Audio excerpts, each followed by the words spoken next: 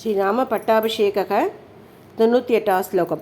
సర్వం ముదితమేవాశేత్ సర్వో ధర్మపరో భవత్ రామమేవ అనుపశ్యంతో నాపి అహింసన్ పరస్పరం ఆశన్ వర్షసహస్రాణి తథా పుత్రసహస్రిణః నిరామయ విశోకాచ్చ రామే రాజ్యం ప్రశాసతి రామో రామో రామయతి ప్రజానాం అభవన్ కథాః రామభూతం జగద్భూతభూత్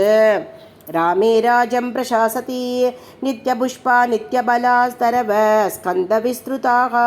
కాలే వర్షి చ పర్జన్యక శుగస్పర్శచ్చ మారుతక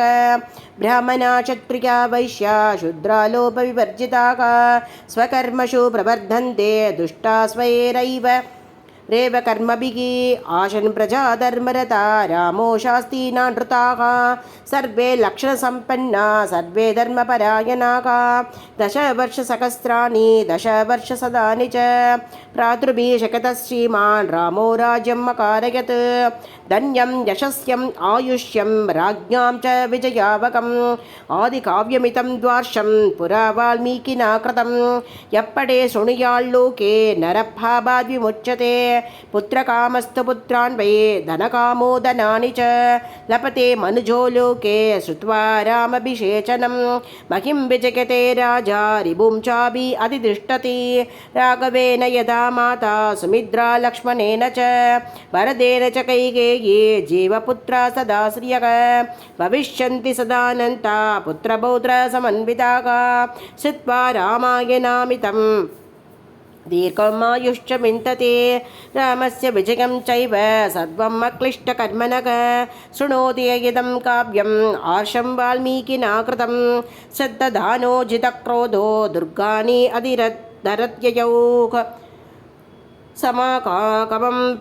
ప్రవాశాంతే లపతే చాభిపరంతవైకే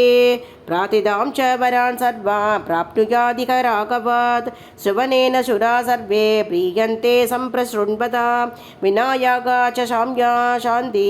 కృకే తిష్టంతి యస్య వై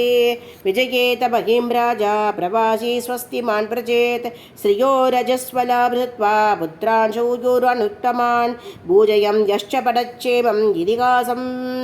పురాతనం సర్వపాపై ప్రముచ్యేత దీర్ఘమాయుర్వాప్నుయాత్ ప్రణమ్య సరసా నిత్యం శ్రోతవ్యం క్షత్రియై ద్విజాత్ ఐశ్వర్యం పుత్రలాభచ్చ భవిష్యతి న సంశయః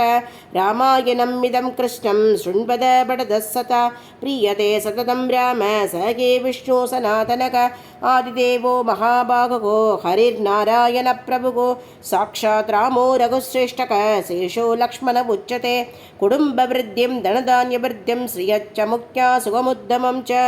సిద్ధ్వా శుభం కావ్యమిదం మహార్తం ప్రాప్నోతి సర్వాం పువి సార్ధసిద్ధిం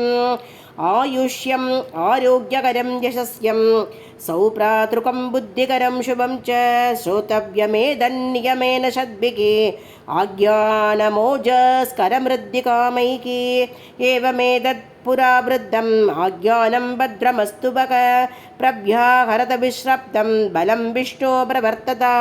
దేవా చ సర్వే దుష్యంతే గ్రహాణా చ శ్రవణాత్ తథా రామాయణస్య శ్రవణాత్ దుష్యంతి పితరస్తథా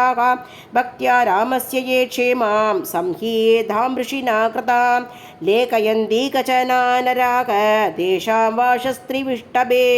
इत्यासे श्रीमद् रामायणे वाल्मीकिये आदिकाव्ये युद्धकाण्डे उद्धर सततमः सर्गः श्रीहरये नमः श्रीहरये नमः श्रीहरये नमः जानकीकान्तस्मरणम्।